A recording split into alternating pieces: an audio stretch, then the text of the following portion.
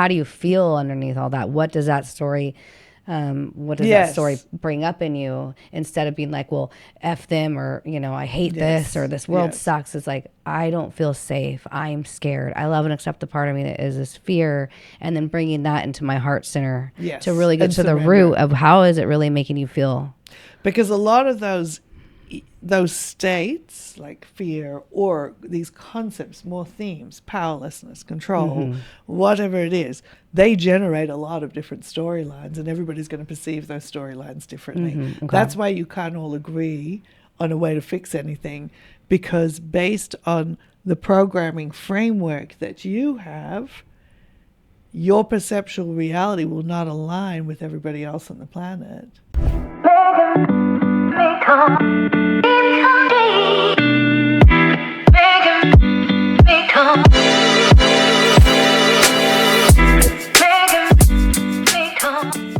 Welcome to Spread Your Third Eye podcast. We are here to spread that third eye wide open and take you into other dimensions with Georgia Jean. And we have Scott here to continue from the last episode. Hello, Scott. Hello. Hi. Georgia. Hi. Yeah, that was such a great conversation last time. We were like, you want to do it again? Yeah. See what other vortexes we can open up? He has lots more questions for the circle. Yeah. Yeah. I'm glad to be back. Do you want to share what that story again about your kind of initial awakening, or things that, what were some of the big events that happened for you that made you kind of go, because you went from maybe kind of a square naval career until suddenly now you're all like, cosmic consciousness, I'm opening up. What were some of the significant turning points for you, event-wise? I guess I was unhappy before 2012 for a period of time. And my wife and I separated after 23 years or so. And I sort of divested everything financial. I didn't have much at all after that. So that was a change too, I felt like the financial burdens were like anchors. And they were. And I started opening up. And like you said, I was sort of square closed in during my naval career, really focused on, my job. And I'm kind of curious, actually. I'd like to ask, I always like to interview the interviewees a little bit. What reflections have you had since then about having been in the military, basically? And I know that there's all different branches, and people have different jobs and different roles in it. And I have, I skydive with a bunch of military people. Yeah. But I'm curious on your kind of post-military reflections on any sense of indoctrination that you had about being in that framework, or did you feel that you were kind of freely exploring yourself? During the military? Yeah, during the military. No. You don't freely explore yourself in the military. No, you don't have a lot of say in where you're going and what you're doing. Yeah. They put you on the flight schedule and you go on the flights. And it's, back then anyway, it was pretty much a boys club, fraternity type thing. And it was a lot of fun, but sort of a bubble. Definitely a bubble. And you sort of grow into that bubble. And because do you ever look back now and go, it's so interesting that I used to think that way at that time, and now I think this way, or where did that come from, or do you have those kind of reflections on or did that? You I'm always a deeper have person now. Did you always have some kind of relationship with God or some kind of spiritual before that, or was it really just atheist? No, not atheist. I've never been an atheist. Okay. I've always believed in God. My perception of God has been refined over the years, but we weren't really religious growing up. We tried a few things. We tried Mormonism. We tried Southern Baptism. We tried within your family. Your within parents my family. Yeah. But the pivotal things that happened around 2012 and shortly thereafter, like I said last time, I read the Don Luis Miguel, which I don't want to keep hammering it, but I love it. The book it was transformational for me. A lot of very people easy to read. Yeah, I've read that. Short. Have you read that? Yeah. The Four Agreements. Yeah, if you want to get a realignment, it's one book you should definitely read. One of probably many, but I think the agreement that that I remember the most, that sticks with me the most, is the one where you just don't assume anything about anybody. Isn't that one of the agreements? Oh, that's like right. don't assume. Just The don't. one other one is don't take things personally. Don't take things personally. Mine, the one I remembered was your words are like spells, or wasn't that one of the agreements? Sounds familiar. It's been It a while was like since I your read it. words It's been a are while since I quite read it literally. too. See, that's the one that Yeah, stuck with me, is like what you say. Isn't that funny? Can Like have spells on people. Yeah. Yes. Yeah. That's interesting. Can that we affect all them for kind their of whole life. like. That is interesting because I Which didn't remember piece those. that you hold, yeah. Yeah. We're like, I know there's 4, but the one I like is don't assume anything. And I think I probably definitely, I've definitely had a lot of like stronger opinions cracked and broken down over the years, and certain standpoints and probably assumptive, extrapolations from having those belief structures has been something that's been definitely like a real unpeeling on my psyche. Yeah. It's amazing how we let ourselves get programmed. It's just part of the game. We come in, little avatars, beep, beep, beep, beep, Yeah, beep, beep. it is just part of the game. Part of the And game. the trick is, how do you break out of that? How do you break out? To reawaken? Yeah. That's, in my opinion, finding winning the game. maze, yeah. Finding the Awaken to your true self. true First, self. you have to be open to it. I mean, if you're not open to it, Yeah. it's not going to happen. And actually, one of the things that the circle has taught me or shared with me about that is you also don't have to. Because it's a sort of a free will experiment, and if people don't want to, that's totally fine, because that's what their avatar is exploring in this life, to live without that, and it's okay, So It's not I good think or bad. It's it kind of, as much as we want to, we were talking in the last episode, kind of like, come on, humanity, get on with this process here with us. Part of the process of accepting a shift and being in non-resistance is that lots of people won't. And that's also okay. But we're doing choose your own adventure in terms of the focal point, the aspect of our reality that we focus on, because the earth is a big theater, basically, and there's lots of stages, and people are playing out, their personal realities in ways that we can and cannot relate to. Just don't much like the just universe. don't complain to me when you're not having fun. Yeah. Exactly. Yeah, you wanted to stay there, not creative or exploration. call me and pay me to listen.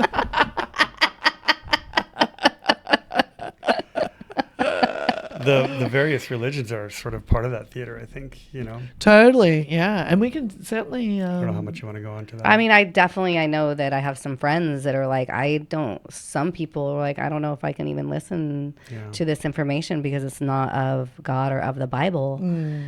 So I think it'd be interesting to explore and ask the circle even if... Well, I can feel them coming in. They're They're okay.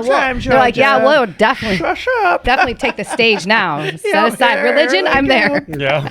I just set it straight. As they're coming in now, so their energy is starting to come in. Do you feel it? Do you sense it, or can you feel? I don't think I can. You don't think you can. No.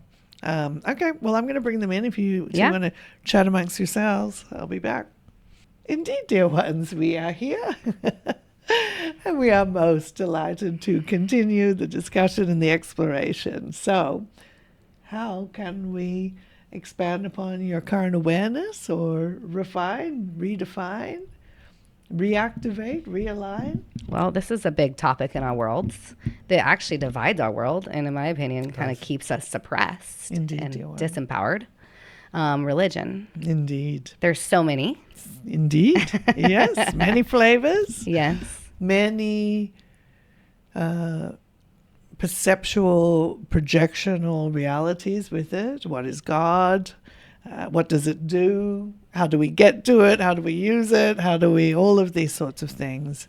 And so what's interesting about consciousness, and sometimes we even just like to talk about consciousness, even compared to the term spirituality, because spirituality also has many connotations now as well. But can we just pause real quick and just explain when we talk about consciousness? We're talking about God, source, the oneness, all consciousness. Is energy. Is that what when you say consciousness, can you expand a little bit to relate to people who... In the way that we are addressing the concept of consciousness right now, it really is intelligence in many ways. It is intelligence that generates. And so one might say, well, that's what God is or was or did, was like, oh, I have some ideas and I'll create reality this way or that way. So everything is of this sort of combination of a sort of an energy that is programmed by an intelligence to create experience. Sometimes it's form and matter, and sometimes it is experiences that are beyond form and matter. Sometimes it is in interaction, in separation, such as this. Sometimes it is exploring itself in ways really your mind couldn't really perceive or understand of now, where it interdimensionally interweaves with itself to have all kinds of different experiences. But it's really a sort of energetic intelligence. And again, for many people, that is the definition of God, but it is the source from all that generates into any kind of experience. Mm-hmm. Yes. Is it like a one big thing? What is it? It's everything like, and nothing. It's everything and nothing. The massive but we can't ocean of energy wrap our brain. Yes. It's hard to wrap our brain around that. Yes. Because people call out to God all the time and get their prayers answered, and call out to the Holy Spirit, and they can feel the Holy Spirit. They're crying in church, and then, the angels and Mother Mary, and they're getting that energy. How is that? And why, when someone calls out to Allah and someone calls out to Mother Mary and someone because Source always responds. Is it one big energy, or is it different? Like when you call out for Mother Mary, just Mother Mary comes, or is it God and Mother Mary, or how does? Well, again, we would say that the stream of consciousness that people sort of identify as, say, Mother Mary or Christ consciousness or Archangel Michael or an Ascended Master, all of these things, they're all refined streams that come from the source. So they are both, if you want to use that word, God, they are God, an emanation from God in a certain flavor. Okay. Yes. So all of the above and the same. Okay. It's helpful to, again, for the human experience that interacts through personification, singular egoic identities in separation, to have this idea of interaction, conversation, connection with an energy outside of the material reality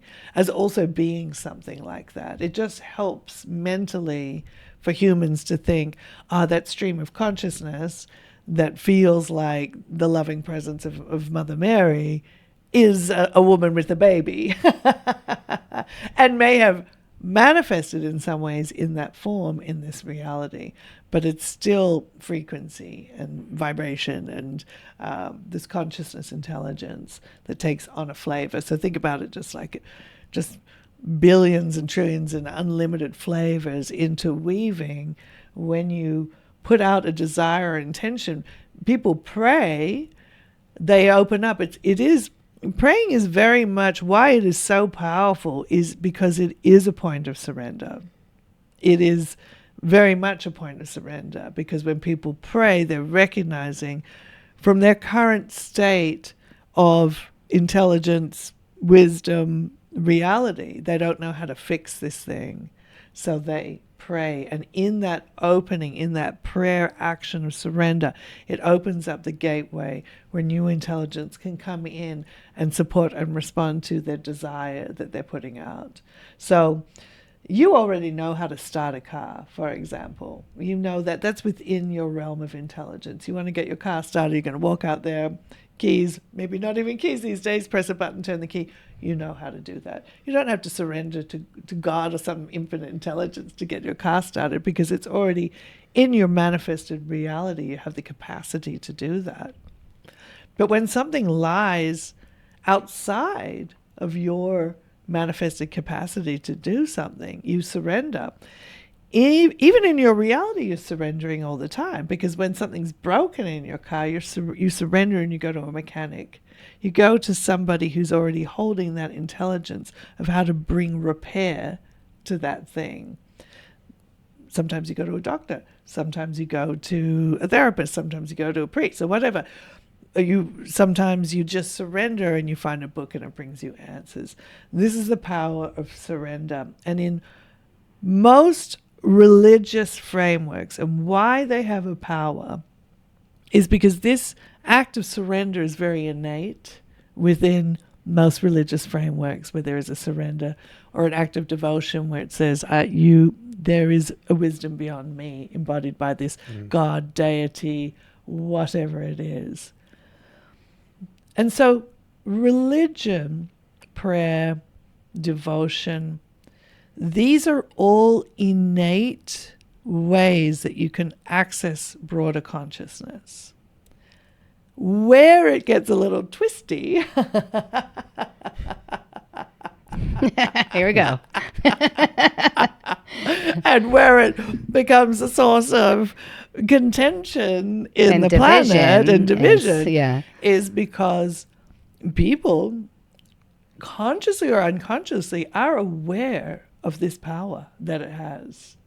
And innately, going back to even that survival consciousness, people want to start to become the gate holders to that power.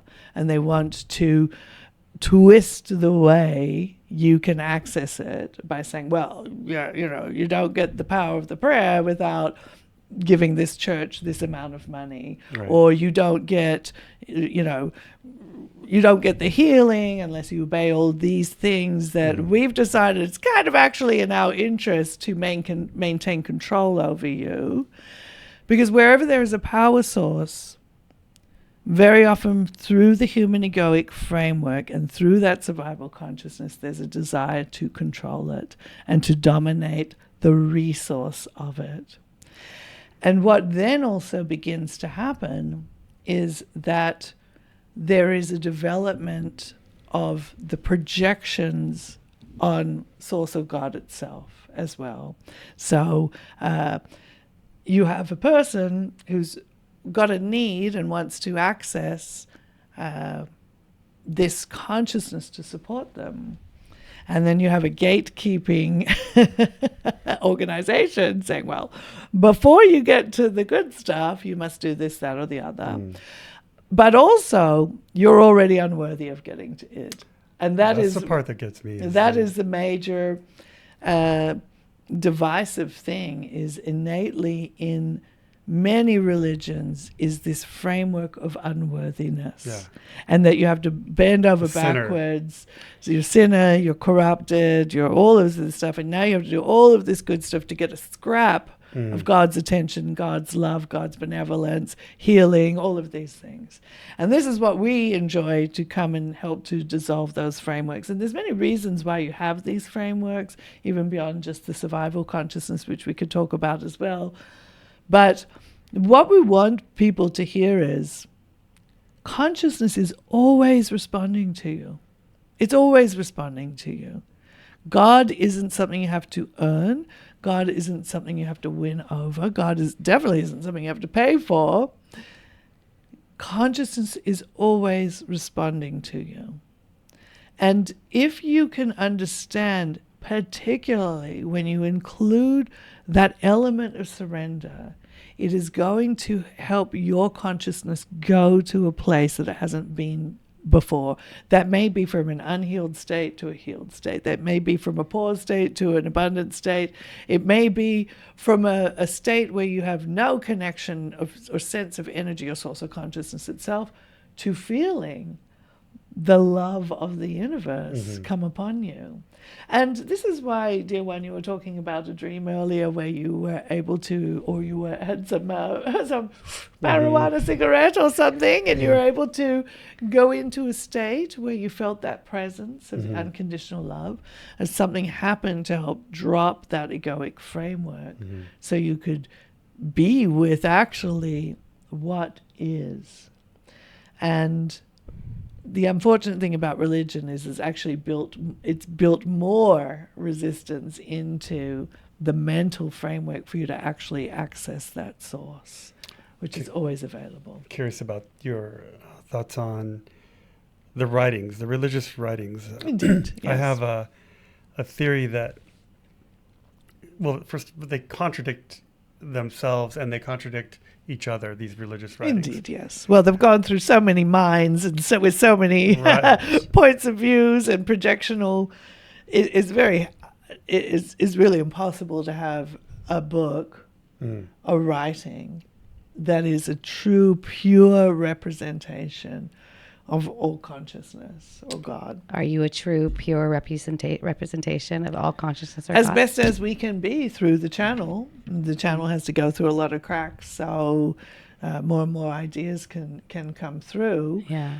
We also like to share, of course, that when we transmit, there's the words that come through the channel, but there's also the frequencies of the intelligence of what it is that may even be lying behind your questions is also responding to you. So people ask questions, I have this problem or that problem. How do I fix my sore knee?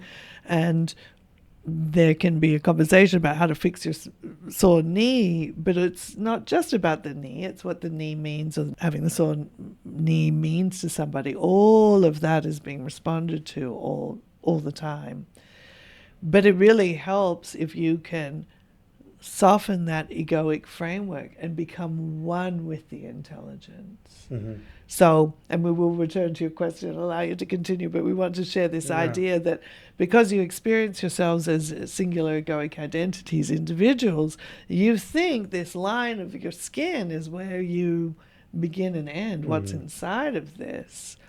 And you're often sort of walking around in this tension of resistance of like, this is me and there's the other over there. And even if you think about somebody as something you don't like, you kind of tense up and you resist, you brace against other consciousness. So we're often teaching our dear friends to soften that line of egoic resistance. Soften the line that defines the egoic ending. I like that. And then allow the consciousness to merge in, to come into unification, because that's how the broader intelligence, when somebody prays, say they pray for healing, all right, say they have a hurt heart, and they're praying for healing, for the heart to heal. Well, for it to physically heal, a new intelligence has to come in at that physical level and rewrite the way the heart is forming in that moment. If it's got a diseased state, the heart is writing itself from moment to moment in that diseased state. So when you pray and you soften, you surrender, you're allowing new consciousness to come in, and that consciousness will come into that biological level and help that rewriting happen, so it's no longer shaping diseased tissues, but healthy tissues again. Now, a lot of people pray, and they're getting that answer and that response, but they don't know how to soften that tension of resistance. And when you have everybody fighting each other all the time, you're in a constant state. Often over a religion. They're often fighting over religion. The actual the supposed gateway to where the healing comes and all this stuff. But again, we want to remind you is because the fighting over religion comes from the people who, and we're not even saying it's a global conspiracies, unconsciously people want to maintain control because of that hierarchical stage setup of survival. And so again, if I'm going to maintain my place as top dog of the tribe, it really is handy to keep everybody else squabbling down here at the bottom. And so it's like, all right, you can call for the source of the power to come in support, but I'm the gateway keeper for it. Keep everybody squabbling. Now everybody's coming to me for the power. And those people are getting the benefits of what is coming up from the bottom to access it. but that isn't the thing of the innate concept behind religion, which is to up-level people's consciousness. Yeah. But that tension, that fighting, stalls the very thing it should be bringing through, the healing, the uplifting, and the up-leveling of humanity consciousness. And you can see over and over and over again the folly of this struggle throughout the history of humanity. So much suffering, so much bloodshed, so much waste of resources of the planet to fuel this argument about how to access the power source. And no one really wants anyone accessing the power source because it maintains the hierarchical structure. But we're here to say, you out there, all of you, right now, you have the Google of consciousness at your fingertips. In fact, Google in an idea of like, oh, I can at a keyboard access the intelligence of so much. It's the same. It is a metaphor. You have the power. You don't need those gatekeepers and all the drama around it. One other thing we'll add, and we apologize if we go on and on, is the other thing why there is so much intensity around even spirituality, even around consciousness. Why is this conversation so much more controversial than so many other things that people are happy to watch or whatever? Yeah. People are very threatened by anything that can bring change.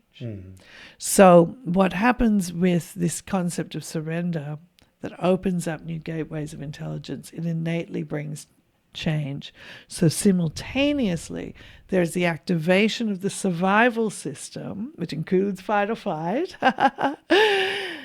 as you are opening up. And this is another reason why the paradigm of war has always been so closely situated next to the openings of these gateways to broader consciousness. It's just the threshold resistance that happens when you're about to have a breakthrough. And again, this can be seen all the time. So it's all very interwoven. And they said those who would rather benefit from the spoils of war are happier to keep the fight around the power source going rather than to actually let the power come to the people who are calling it in all the time.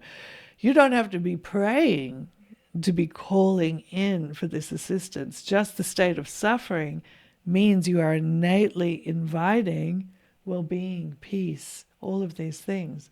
But it is that tensing and that resisting that just stops the benevolence to actually come through and become embodied by you so you can live in that new reality. So you have to just relax and just open up your heart center really to be more sovereign and connect with source. Is that what you're saying? To make your direct source, yes, to make your direct connection. This is why we talk all the time. And even if, ironically, Georgia becomes this sort of gateway person, but we want, through her, to help get it out there.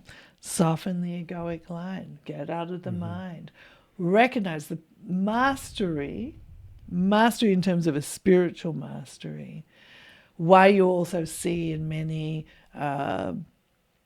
spiritual disciplines, there is a physical element, because the transcendence of the biological structure that creates the resistance is a big part of being able to truly open the gateway for a broader consciousness to come through. Because if you can transcend how the nervous system is pushing against change and recognize it and transcend it, master it and overcome it, then you have access to a bigger gate of power to open up to you. So that's why you see that's very common with people who are on spiritual practices, that there's some kind of physical element, because it helps to transcend the resistance that the body is giving to change itself. And that's personally and collectively. Most religions want to say their writings are perfect. But again, they contradict each other, and they contradict themselves. So I have a theory on these religious writings. I think they are that the memory of God, the knowledge of God is programmed in our DNA. And you are God, so it is there. Yes, yeah. Yes, in all of you. So you'll have to explain that in a minute, so people are like, "What?" But anyway, go ahead. Yeah. I guess the real question is, are we just blocking ourselves from God or the source? And some people do, and some people don't block themselves. And the ones that don't made these writings, and they're imperfect.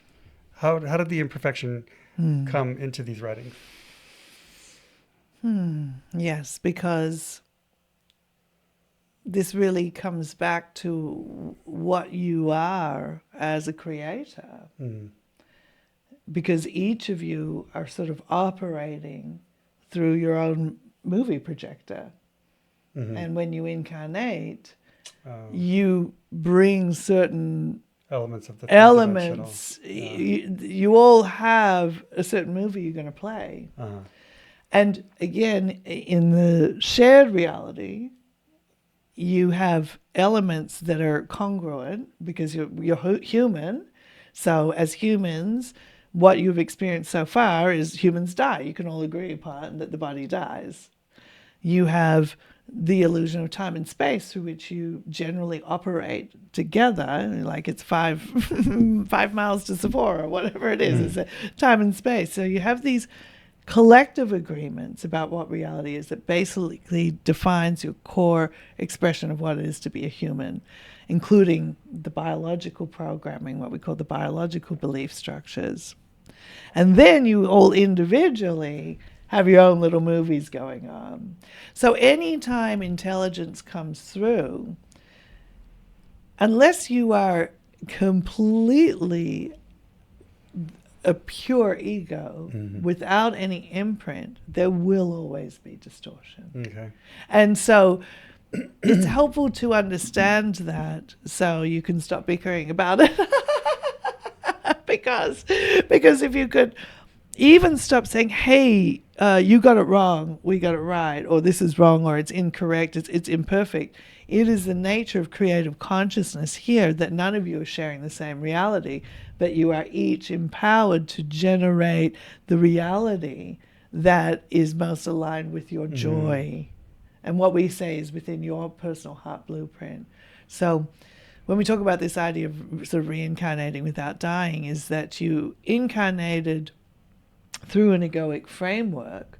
You certainly, from the point that you're, we want to be very dainty about how we speak about this because we know it's a controversial subject right now, but even as the fetus is developing in the womb, biologically it is already picking up on stresses from the parents, from the environment. It's already getting imprinted. Your consciousness is already getting imprinted by the collective state of being through both of your parental lines through that process.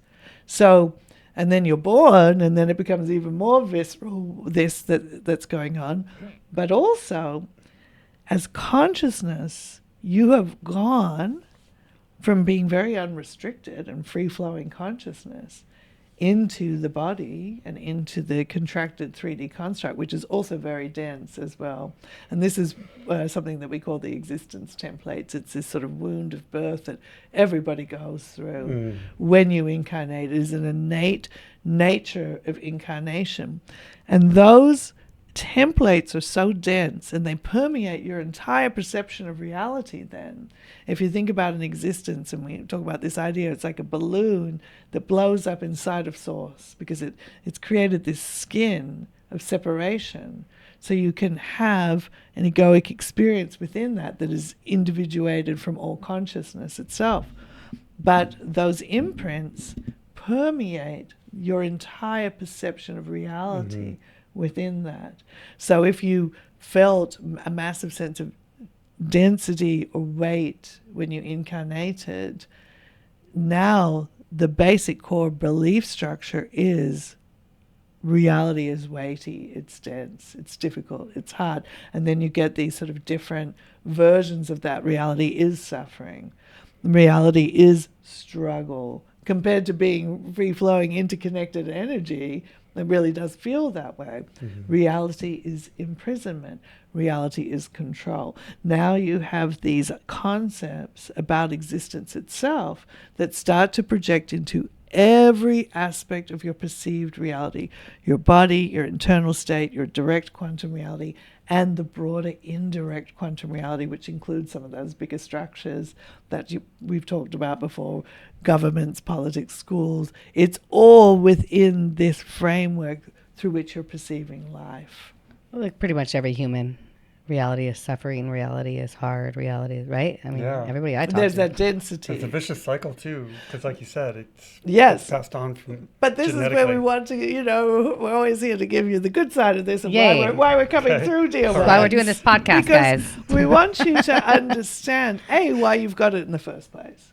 Because if you understand why you've got this in the first place and why certain belief structures really start permeating, we call them themes. So if you feel very like powerlessness, when people talk about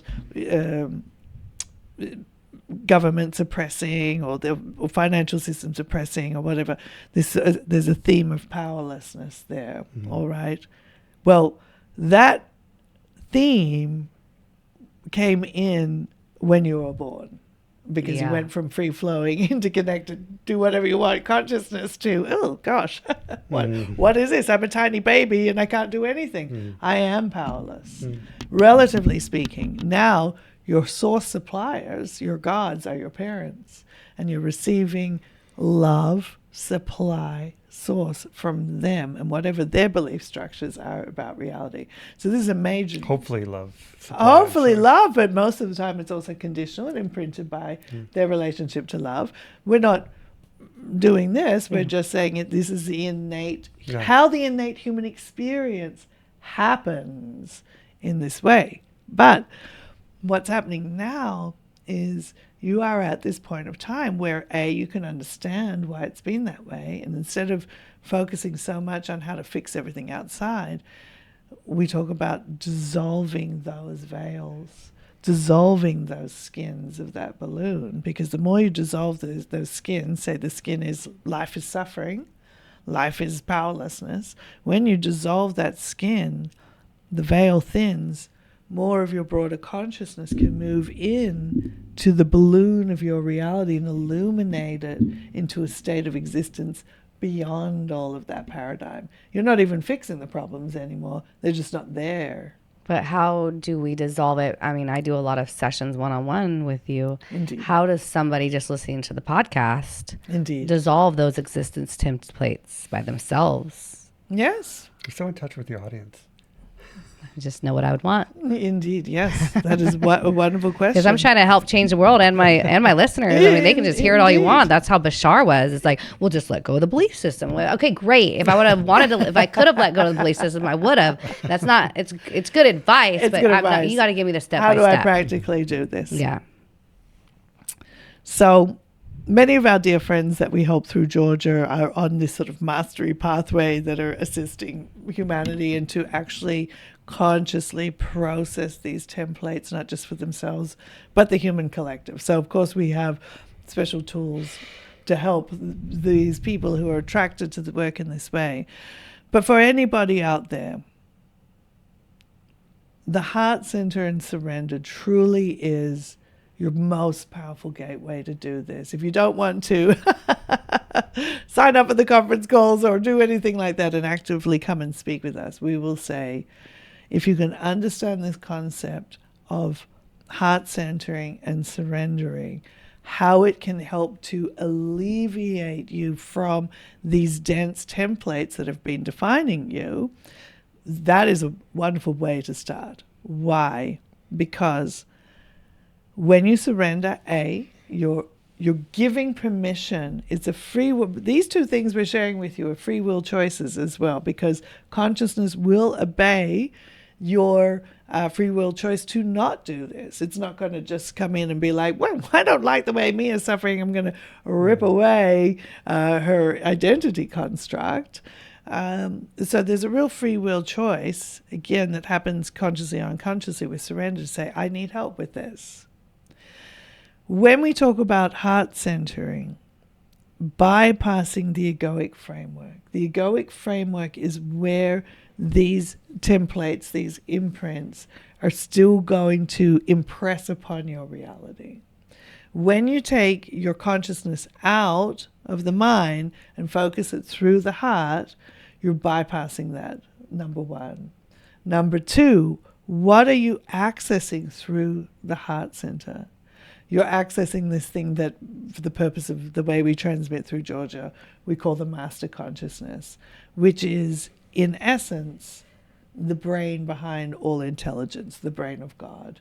Everything that is in any kind of manifestation and everything that is has an intelligence somewhere that has designed that, whether it's a microphone, a piece of hair, a toenail, a follicle.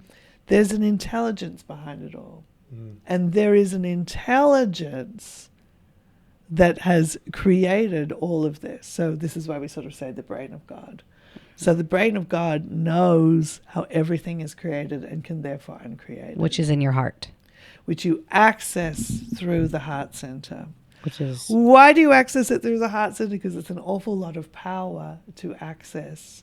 And if you're in your mind, which is still influenced by the distortions and the filters and the storytelling of the mind, if you access that kind of a source of power through your mind, it gets pretty weird for a lot of humanity. So you have to surrender. You have to say, all right, I am surrendering my egoic framework understanding of reality, and I'm asking for help on this to be released from this. I've identified it.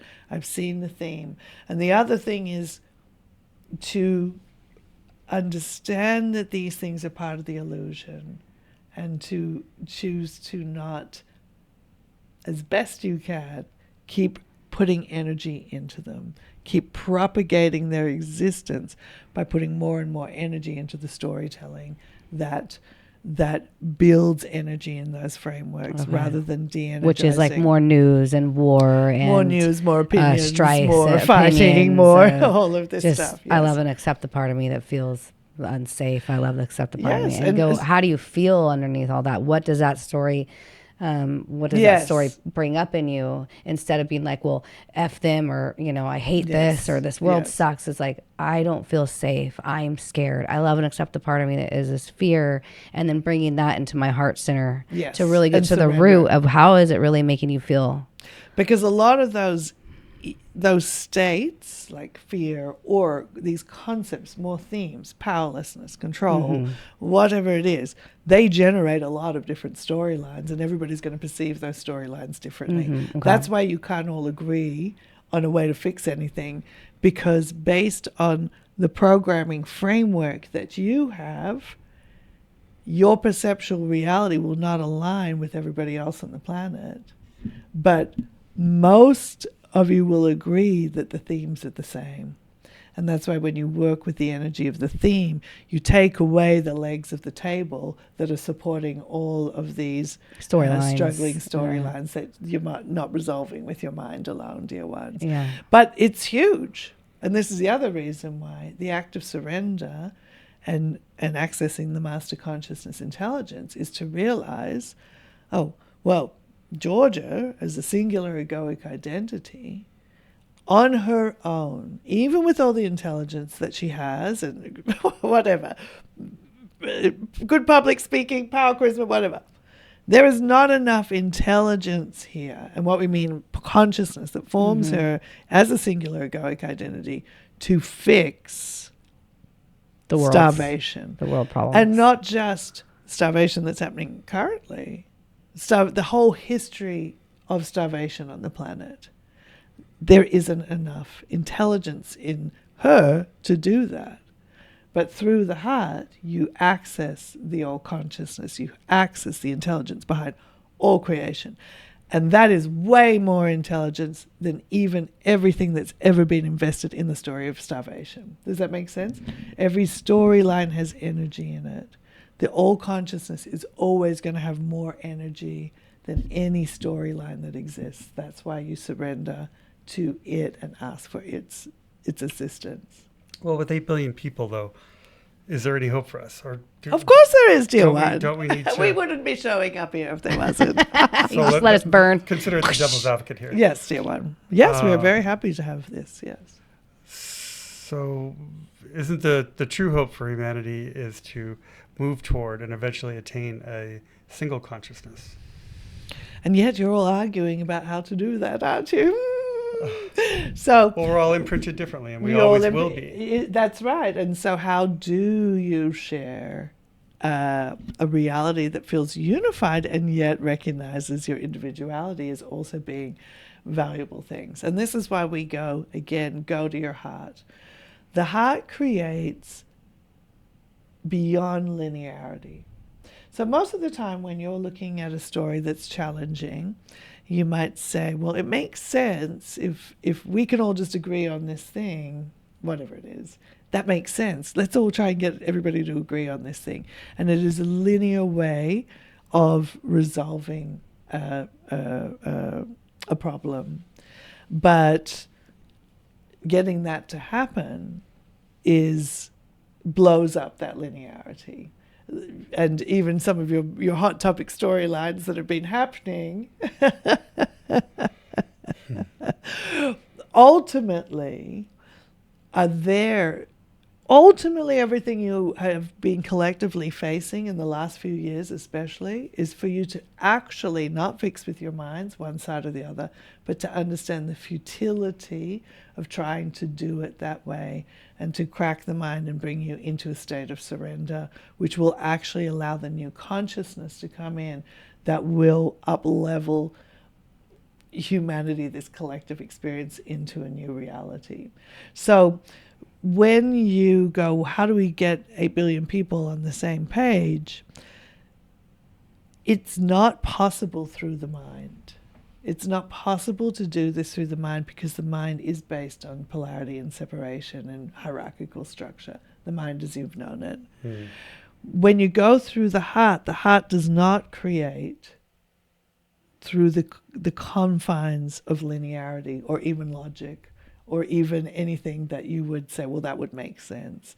It operates outside of that. And this is where you start getting things that look like miraculous healings or things that don't obey linearity, because linearity is one of those precepts, one of those conceits of the egoic framework, but consciousness doesn't obey that. So what we say is get out of the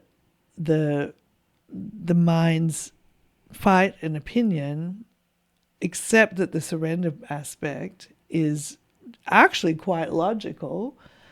Do that, let new intelligence start to come in and affect and influence you, and sort of let it go in a strange way. It's actually very simple, but people resist that simplicity because it will bring a big change. And what is threatening by that is the sense of the lack of control which comes with surrender. Most people, even when you have developed wisdom, when you have developed intelligence, when you have been successful being mind identified. There are many people who are very clever, who've had very successful careers using their minds. It's frightening to surrender that and to allow something greater to come in and influence reality. So it's that loss of feeling control that also starts to generate this chaotic, warring energy at the front line right before change is about to happen. Letting go of control was the key. Yes, for me in 2012. Indeed. I tried to control every aspect of not only my life, but others around me. And it's an exercise in futility. It is an exercise in futility. And it was scary to let go, but yes. The good things that came out of it, amazing. Yes, and that is what you have to trust, that individually people start having that experience themselves. And they start having those aha moments, because not only are you here in your singular egoic identity frameworks, which, by the way, are all wonderful. It's all beautiful aspects of consciousness that you have this. You also have this broader intelligence that you also are of, urging you and moving you towards these breakthroughs and these aha moments where you go, okay. I wasn't, my mind really, as much as it was pushing this way, when I saw what was beyond it was even better. Mm-hmm. It was even better. And that's what we really want to share with our dear friends, is the heart creates in ways beyond even your best imagination for yourselves. It's better. It's even better. Mm-hmm. And if you have a couple of experiences like that, it starts to get easier to surrender, because your mind, also being part of your hardware, also starts to learn that, and it starts to get on board with the process. And this is, again, where you should take more heart in this and be like, okay, if I've had these moments, I can't say that all the 8 billion people out in the world are not also having these moments. No. And also we would say to you, dear one, is that, remember, when you come into existence and you have that balloon, that's all of your existence. It includes your perception of the world. It includes your concept of the other 8 billion people in the world. It includes them. They are inside your balloon. So when you have a shift that says, there is hope for humanity, because now I know I've had those aha moments and I've had a shift and I trusted my heart and I was able to let go of control. That is rippling. Look, Georgia can't fake these. Mm-hmm. That is rippling throughout your balloon. Your whole 8 billion people just had that quantum leap in that moment. Wow. If you stay in your heart, that is the world you're creating. It's not just you and this chair and the stuff you touch. It is the world that you are creating and experience as your concept of the world. Your parallel universe, yeah. Your entire reality, yes. Because my parallel universe can be different than his. My 8 billion people can be different than his in a way that... Yes, but now you're sharing this reality, so you are each other's creation. Okay. Yeah. Which is... So you're both in the balloon. Yeah. The balloon of strife. And you're currently in the balloon. We're trying. You're in the balloon that Georgia is perceiving right now. Okay. And you're each aspects of God consciousness inside the balloon. Okay.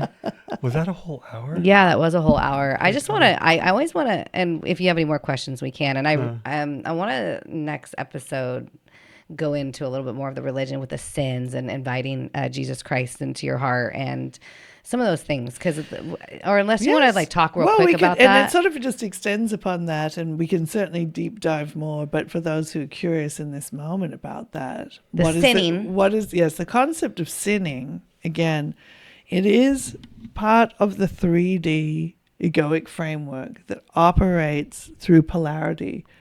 Polarity is good, bad, right, wrong, true, false. It's also you versus me. It fractures into many different safe and unsafe. It's a polarity. But it's like hurting somebody, murdering somebody. What do you say about that? Because I don't want to get murdered. I don't want to be hurt. I don't want people to do that to me. So. Of course, yes. And so when we say come into oneness with things, people think, oh my gosh, if I love and accept the part of me that's a murderer, that is murder, it means I'm going to go and murder people and become that. And in fact, the opposite actually happens, because the love and acceptance dissolves the form of energy that would be murderous, if that makes sense. It turns it back to pure consciousness. What does your higher consciousness see when you go in rage and go shoot somebody because you're so mad? What does Source, Archangel Michael, your saints, what are they looking down and thinking? Oh, that's so interesting, because you're the ones who are thinking. You guys are just like, I'm not thinking. They're fine down there. We're all, But it is true that you are thinking, therefore you are generating the polarities that would create those sorts of storylines within the agreed upon collective reality of what the theater of human consciousness is. No. So consciousness isn't judging you. You, within it, are, though, discerning. Ooh, don't really want to be murdered. I don't really want to murder. So it's an interesting thing because you are adjusting your desire points through experiencing things and discerning whether it feels expansive or not. And then through that, you are calling for assistance to transcend it and move beyond it. But the idea of even heaven and hell that many religions teach, and sin, good, bad, all of these kind of judgment frameworks come from the egoic framework projected onto the concept of God, of source. And this is why, again, there's some real distortions about how you access source to support you. Unless you're perfect and good, you can't get God's love. Well, this is not the truth of consciousness. Do you have any more questions? No. A billion, but not A billion, right now. yeah, but Yes. we could spend a week here. Yeah, Yes, I know. yes, indeed. Before we end the podcast, And also, we will just add that everything that you didn't verbalize is still being responded to. So you can expect to have dreams. You can expect to have aha moments. A full report on my desk in the morning. Yes, yes. And as these things, as the energetic answers come to you, soften, receive it all, not just the words here, receive the consciousness that's responding to you right now, especially even you dear ones out there watching this, whenever you are watching it in the illusion of time and space. It's all coming to you all the time. So even if you're resisting some of the stuff we're saying, still try and say, okay, I love and accept the part of me that's resisting, and soften, relax, and receive. Because the more you can receive into your bodies this new intelligence, the more you'll begin to actually physically generate a new reality. Because the intelligence really has to come in at that deep physicalized level for you to physically generate a different reality beyond suffering, beyond struggle. just let go and relax, guys. Chill out and heart Chill center, out, dear ones. heart center. And be in the now moment. That's the other element. Because yeah. everything that you want is arriving in the now moment. It doesn't arrive in the future. Everything arrives in the now moment. Abundance, inspiration, relief, all of these things come in the now moment. Yeah. Don't let your mind distract you from the now moment. And so I want to end these episodes because we talk a lot about heart center, and I think it's really important to remind my listeners that get into your heart. How do you get into your heart? Well, it's all about, it's a physical thing. You literally just put your awareness into the center of your chest. In the middle of your chest. In the middle of your chest. Not thinking about it. Then you're going to pop out and start thinking. Don't resist the thoughts. Just, I love and accept the part of me that are these thoughts. I love and accept the part of me that is this anger. Whatever else boils up. Go back into the center of your chest. And the more you do that, the easier it gets. And it's like relearning how to walk again. Yes. And really, this is a lot like a meditation. Get out of your mind and then just feel the center of your chest. And that is being heart-centered. That's being heart-centered. Literally, when you're focused here, you just popped into a whole new set of realities. The trick is to stay there. And the other aspect of doing the love and acceptance is every time you're loving and accepting, when you pop into your mind, you're actually harvesting energy from that mind matrix and giving it to the heart to create with. It sounds like feelings. Am I supposed to have those? Yeah, a lot you of can them. be exactly whoever you want to be. Yeah, whatever your creative exploration is. All right, well, we're going to end this episode. Thank you, the Circle of Light. Indeed, we will return our friend Georgia.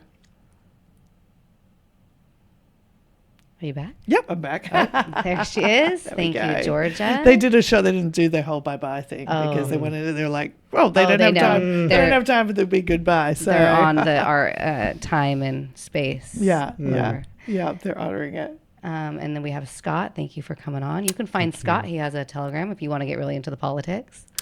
Yeah, Telegram is Spygate down. Yeah. Yeah. Yeah. And I'd much prefer you go to the poetry though. Yeah, that's more aligned with this, I guess. Yeah. Yeah. Where do you find the poetry? On Substack, Scott Alexander McKenzie. Scott Alexander McKenzie. Yeah. And we can find Georgia and the Circle of Light on circleevolution.com. Instagram, Circle Evolution. Oh, yeah, Instagram. And find more of the Spread Your Third Eye on spreadyourthirdeye.com. Yeah. And if you guys, any of you, feel aligned with this work and you want to come interview the Circle of Light and come to the studio with us, click the link below.